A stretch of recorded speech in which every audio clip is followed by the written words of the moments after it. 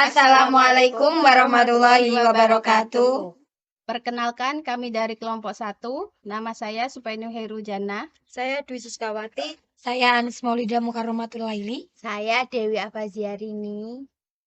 Di sini kelompok 1 akan mempresentasikan bab 3, model dan strategi pembelajaran dalam pengembangan kreativitas anak usia dini. Di dalam melaksanakan tugas sebagai guru di kelas, guru selalu menggunakan berbagai model dan strategi pembelajaran.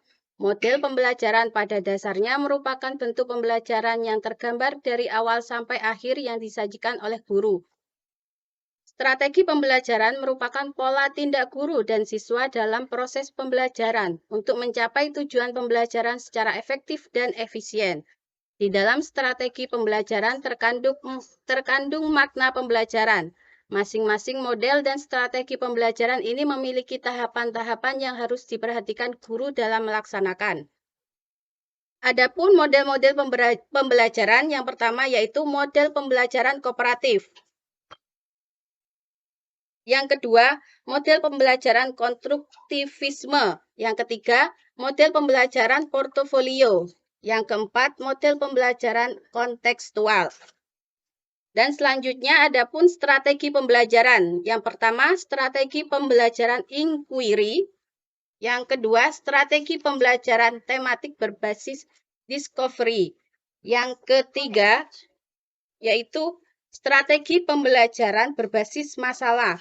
Yang keempat, strategi pembelajaran bermain peran. Yang kelima, yaitu strategi pembelajaran kuantum. Untuk penjelasan poin-poin tersebut dari model-model pembelajaran akan disampaikan oleh rekan saya. Model pembelajaran yang pertama yaitu model pembelajaran kooperatif. Pembelajaran kooperatif adalah proses pembelajaran dengan cara membelajarkan siswa secara kelompok atau bersama. Model pembelajaran kooperatif ini mempunyai kelebihan dan kelemahan. Antara lain, kelebihannya adalah 1. Lebih dapat melibatkan siswa secara aktif dalam mengembangkan pengetahuan, sikap, dan keterampilannya dalam suasana belajar mengajar yang bersifat terbuka dan demokratis.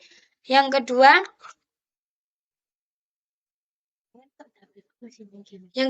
lebih dapat mengembangkan aktualisasi model pembelajaran kooperatif. Yang kedua, lebih dapat mengembangkan aktualisasi model pembelajaran kooperatif adalah yaitu proses pembelajaran dengan membelajarkan siswa secara kelompok atau bersama. Model pembelajaran kooperatif ini mempunyai kelebihan dan kelemahan. Antara lain kelebihannya yaitu 1. Lebih dapat melibatkan siswa secara aktif dalam mengembangkan pengetahuan, sikap, dan keterampilannya dalam suasana belajar mengajar yang bersifat terbuka dan demokratis. Yang kedua, lebih dapat mengembangkan aktualisasi diri siswa. Yang ketiga, lebih dapat mengembangkan dan melatih berbagai sikap, nilai, dan keterampilan-keterampilan sosial yang akan berguna dalam kehidupan di masyarakat. Yang keempat, lebih dapat menumbuhkan sikap berbagi ilmu di antara siswa. Kelima, lebih dapat melatih siswa untuk bekerja sama. Dan yang terakhir, lebih memberi kesempatan kepada siswa untuk belajar, memperoleh dan memahami pengetahuan yang dibutuhkan secara langsung yang bermakna bagi dirinya. Kelemahan dari model pembelajaran kooperatif ini antara lain, sebagian siswa tidak terlibat dalam diskusi tetapi sibuk mengobrol atau bergosip. Yang kedua, waktu habis untuk debat hal-hal yang sepele. Yang ketiga, bisa terjadi kesalahan pendapat secara berkelompok. Kemudian, model pembelajaran yang kedua yaitu konstruktivisme, yaitu menemukan sebuah pendapat baru yang dikonstruksi dari pengalaman masa lalu anak. Dan yang ketiga adalah model pembelajaran portofolio, merupakan proses pembelajaran yang bertujuan untuk membangun dan mengembangkan pengetahuan dan pikiran peserta didik melalui interaksinya dengan berbagai sumber dan lingkungan. Yang keempat, model pembelajaran konstekstual. Model pembelajaran konstekstual merupakan model pembelajaran yang menggunakan konteks atau peristiwa yang dialami siswa. Model pembelajaran ini mempunyai 7 strategi yang harus ditempuh, yaitu 1. Pengajaran berbasis problem, yang kedua menggunakan konteks yang beragam, ketiga mempertimbangkan kebinekaan siswa, yang keempat memberdayakan siswa untuk belajar mandiri, kelima belajar melalui kolaborasi, keenam menggunakan penilaian autentik, dan yang terakhir adalah mengejar standar tinggi. Untuk langkah-langkah model pembelajaran kontekstual yaitu membuat keterkaitan yang bermakna, melakukan pekerjaan yang berarti, melakukan pembelajaran yang diatur sendiri, bekerja sama, guru mengajar anak melakukan bersih-bersih kelas bersama-sama. Yang selanjutnya berpikir kritis dan kreatif, membantu individu untuk tumbuh dan berkembang, mencapai standar tinggi, dan yang terakhir menggunakan penilaian autentik. Untuk strategi pembelajaran akan dijelaskan oleh rekan saya. Poin B yaitu strategi pembelajaran. Yang pertama, strategi pembelajaran inquiry. Strategi pembelajaran yang menggunakan anak mengolah pesan untuk mendapatkan pengetahuan, keterampilan, dan nilai-nilai. Inquiry akan diterapkan pada anak usia dini dapat dilakukan sebagai berikut. Yang pertama, guru menjelaskan kegiatan yang akan dilaksanakan berkaitan dengan mengamati, mengelompokkan, menunjukkan, atau membedakan dua jenis benda atau lebih. Yang kedua, guru menjelaskan kegiatan percobaan untuk mengelompokkan dua benda atau lebih, kemudian mengamati dan mengelompokkan. Yang ketiga, guru melakukan percobaan yang didemonstrasikan guru atau dengan mengamati fenomena alam. Yang keempat, anak diberi kesempatan melakukan pengamatan, melakukan percobaan, mengelompokkan, dan menyimpulkan hasil pekerjaan dengan cara menyebutkan. Yang kelima, anak dan guru bertanya jawab tentang yang tadi sudah dilaksanakan. Yang kedua, strategi pembelajaran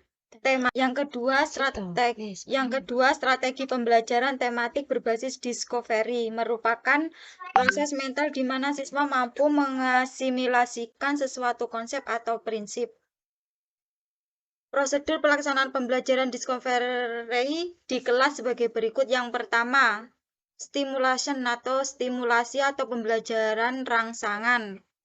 Pada tahap ini, anak dihadapkan pada sesuatu yang menimbulkan kebingungan, kemudian dilanjutkan untuk tidak memberi generalisasi agar timbul keinginan untuk menyelidiki sendiri. Yang B, problem statement atau pertanyaan identifikasi masalah. Selanjutnya, guru memberi kesempatan kepada anak untuk mengidentifikasi sebanyak mungkin agenda-agenda masalah yang relevan dengan bahan pelajaran, kemudian salah satunya dipilih dan dirumuskan sebagai bentuk hipotensi.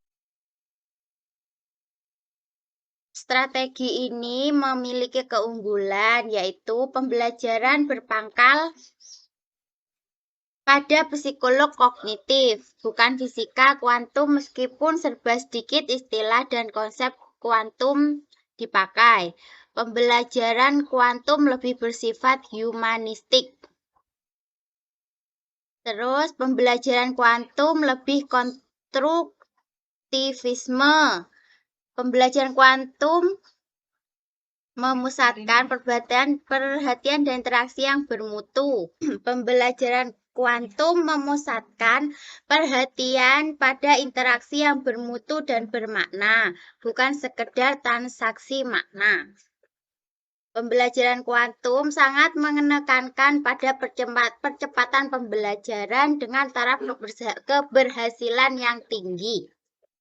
Pembelajaran kuantum memiliki model yang memadukan konteks dan isi pembelajaran. Pembelajaran kuantum memusatkan perhatian pada pembentukan keterampilan akademis, keterampilan hidup, dan prestasi fisikal materi. Pembelajaran kuantum mengintegrasikan totalitas tubuh dan pikiran dalam proses pembelajaran. Kelemahan strategi quantum learning yaitu membutuhkan pengalaman yang nyata, waktu yang cukup lama untuk menumbuhkan motivasi dalam belajar, kesulitan mengidentifikasi keterampilan siswa. Prinsip-prinsip belajar yang harus dipahami guru yaitu segalanya berbicara, segalanya bertujuan, pengalaman sebelum pemberian nama, akui setiap usaha, jika layak dipelajari maka layak dirayakan. Sekian presentasi dari kelompok 1. Kurang lebihnya mohon maaf. Assalamualaikum warahmatullahi wabarakatuh.